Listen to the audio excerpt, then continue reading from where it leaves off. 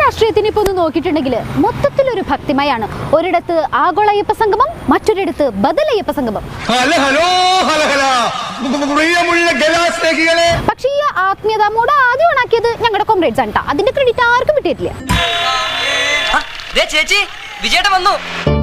ഇതിഹാസം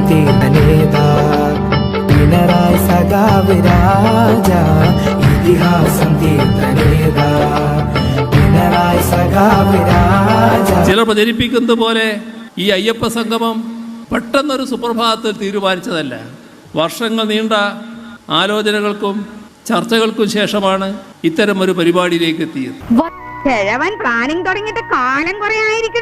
വർഷങ്ങൾ നീണ്ട തപസ്യക്കും ചർച്ചകൾക്കൊക്കെ ശേഷമാണ് നമ്മുടെ സഖാവ് ഇങ്ങനെ ഒരു പരിപാടി ഏർപ്പാടാക്കിയത്. ശരി, എങ്കിൽ നമുക്ക് കുറച്ച് വർഷങ്ങളൊന്ന് പിന്നോട്ട് പോയി നോക്കിയാലോ? കൂടുതൽ വിശദീകരിക്കണോ? ചിലത് സാമൂഹ്യ പരിഷ്കരണങ്ങൾ വരുമ്പോ അത് എതിർക്കാൻ തയ്യാറാണ്. നീ ഇവിടെ നിന്ന് അഴിവണ്ടാവാ, നമുക്ക് അങ്ങോട്ട് മാറിയിക്കാം. ഇതിലും ഭേദം കട്ടപ്പാറയായി കക്കാൻ ഇറങ്ങുന്നതാണെന്ന്. ശബരിമല യുവതി പ്രവേശന വിഷയത്തിൽ നിലപാട് ഉയർത്തിപ്പിടിച്ചും ലിംഗസമത്വത്തിന് വേണ്ടി വാദിക്കുകയും ചെയ്യുന്ന പഴയ പിണറായി വിജയനാണ് അത്. ഇനി ശേഷം സ്ക്രീനിൽ പുതിയ പിണറായി വിജയൻ. നിലപാട് എന്താന്നുള്ളത് ജനങ്ങളെ അറിയിക്കണം. പാർട്ടി ആർക്കൊപ്പമാണ്, ജനങ്ങൾക്കൊപ്പമാണെന്നുള്ളത് അവരെ ബോധ്യപ്പെടുത്തണം. അത് അവരെ ഉപദ്രവിച്ചുകൊണ്ടായാലും വേണ്ടിയില്ല. ഇതാണ് ഇവിടുത്തെ സ്ഥിതി. ഇയാൾക്ക് പിരാന്താണെന്നുള്ളതിന് ഇതിലും വലിയ തെളിവ് ഇനി എന്താണ് വേണ്ടത്? എന്താണ് വേണ്ടത്?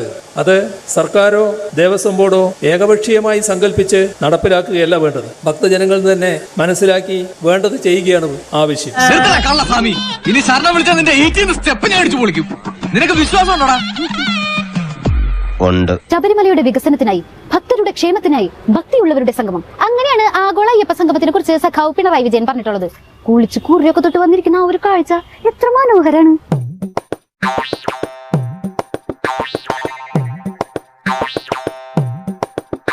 എല്ലാവർക്കും എല്ലാ കാര്യങ്ങളും പരസ്പരം അറിയാവുന്നതുകൊണ്ട് കൂടുതൽ വളച്ചു കെട്ടുന്നില്ല. ജ്യേഷ്ഠ സർവഭൂതാനാം മൈത്ര കരുണ ഏവജ എന്ന് തുടങ്ങുന്ന ഭാഗമാണ്. ഇന്ന് അയ്യപ്പ സംഗമം ഉദ്ഘാടനം ചെയ്തുകൊണ്ട് ഒരു കപട ഭക്തന്റെ രീതിയിലാണ് ബഹുമാനപ്പെട്ട മുഖ്യമന്ത്രി സംസാരിച്ചത്. അരസികേഷു കവിത്വ നിവേദനം മമ ശിരേഷു മാലിക മാലിക എന്നാണല്ലോ. എന്ന് വെച്ച എനിക്കും വലിയ പിടിയില്ല. എന്തൊക്കെ സതീശേട്ടി പറയണത്? ഈ പാപൊക്കെ നിങ്ങൾ എവിടെ കൊണ്ടേ കളയും? ആത്മീയതയിൽ അലിഞ്ഞു നിൽക്കുന്ന ഒരു മനുഷ്യനെ എങ്ങനെ നിങ്ങൾക്ക് ഇങ്ങനെ കുറ്റം പറയാൻ തോന്നുന്നത്? പറയാ മാത്രല്ല, അവള് നാറ്റിക്കുകയും ചെയ്തു. ചില പ്രതിസന്ധി ഘട്ടങ്ങളിൽ പാർട്ടി ചില അടവ് നയങ്ങൾ സ്വീകരിക്കാറുണ്ട്. ഒന്നുമില്ലെങ്കിൽ എല്ലാം ഭക്തർക്ക് വേണ്ടി ചെയ്യണതല്ലേ. അപ്പൊ അവരുടെ ആ ഒരു ശരീരഭാഷയിൽ തന്നെ ഉണ്ടായിരുന്നില്ലേ? എല്ലാവരെയും ഒരിക്കൽ കൂടി ഈ ആഗോള അയ്യപ്പ സംഗമത്തിലേക്ക് സ്വാഗതം ചെയ്തുകൊണ്ട് നിർത്തുന്നു. നന്ദി, നമസ്കാരം. സ്വാമിയേ ശരണമയ്യപ്പ. ഇങ്ങനെയല്ലേ ജാഥ വിളിക്കുന്നത്? സ്വാമിയേ ശരണമയ്യപ്പ. കേരളത്തിലെ സഖാക്കളെ പറ്റിയൊക്കെ അറിയില്ലെന്ന് ചോദിക്കണോ? ക്യാരക്ടർ വിടരുത്. വെറുതെ ആണോ സഖാവ് അയ്യപ്പൻ സിന്ദാബാദ് എന്ന് നിങ്ങൾ വിളിച്ചത് നാട്ടുകാർ കളിയാക്കണത്? പിണറായി വിജയൻ ഒരിക്കലും യോജിക്കാത്ത ഒരു ഭക്തിയുടെ പരിവേഷം അണിഞ്ഞുകൊണ്ടാണ് അദ്ദേഹം സംസാരിച്ചത്. എന്റെ ബുദ്ധിപരമായ നീക്കം കണ്ടിട്ട് എന്ത് തോന്നുന്നു? ഒന്നും തോന്നുന്നില്ല. അണയാൻ പോകുന്ന തീ ആളിക്കത്തും. ആര് പറഞ്ഞു പിണറായി സഖാവിന് ഭക്തി ഇല്ലാന്ന്? മൂപ്പർക്ക് നല്ല ഭക്തി ഉണ്ട് എന്ന് നിങ്ങളാരും പറഞ്ഞതല്ല. പുള്ളിയുടെ ഇപ്പോഴത്തെ കൂട്ടുകാരൻ വെള്ളാപ്പള്ളി സാർ പറഞ്ഞതാ. ഇവർക്കെല്ലാം മനസ്സുഭക്തിയാണെന്ന്. ഇപ്പൊ തന്നെ അയ്യപ്പനല്ലേ പുള്ളി ഹൃദയം കൊണ്ട് സ്വീകരിച്ചത്. വയസ്സുകാലത്ത് ഓരോരുത്തന്മാരുടെ ഓരോ പൂതികളെ. എനിക്കതല്ല, തലക്കോളം കിറക്കഞ്ഞ മനുഷ്യന്മാർ ഇങ്ങനെ കാണിച്ചു വിട്ടു തുടങ്ങിയിട്ടുള്ളൂ. ഞാൻ വേണ്ടെന്ന് വെച്ചിരുന്നതാ.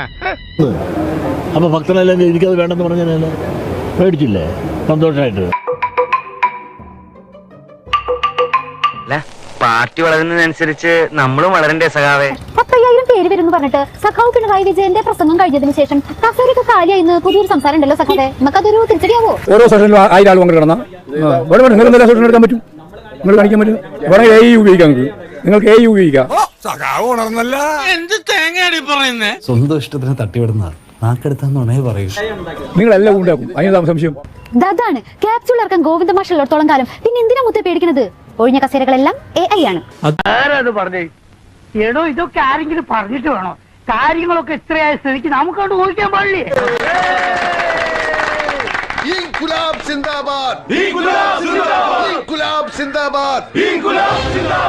എന്നാ പിന്നെ വരാനുള്ളത് ഏതെങ്കിലും ഓട്ടോ പിടിച്ചു വരും മുമ്പ് ഞാൻ പോട്ടെ. ദൈവം കാക്കട്ടെ എന്നെ.